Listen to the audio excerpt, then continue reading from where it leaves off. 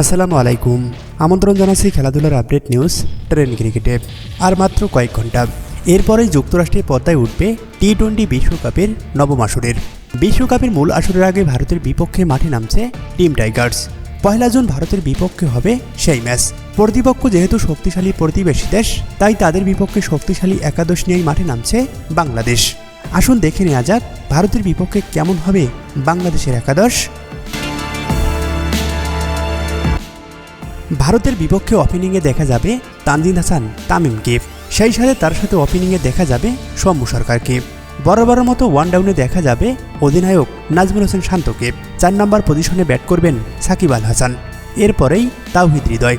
6 নম্বর পজিশনে ভারতের বিপক্ষে নাও খেলতে পারেন অভিজ্ঞ মাহমুদুল্লাহ রিয়াদ, তার জায়গায় খেলতে পারেন লিটন দাস। এরপরেই থাকছেন জাকির আলী অনিক, সেই সাথে 8 নম্বর পজিশনে খেলবেন রিশাদ হোসেন। বাকি 3টি পজিশন বরাবরের মতো দখলে থাকছে পেসারদের, যেখানে দেখা যেতে পারে মোস্তাফিজুর রহমান, শরীফুল ইসলাম এবং ইনজুরি থেকে ফেরা তাসকিন আহমেদকে।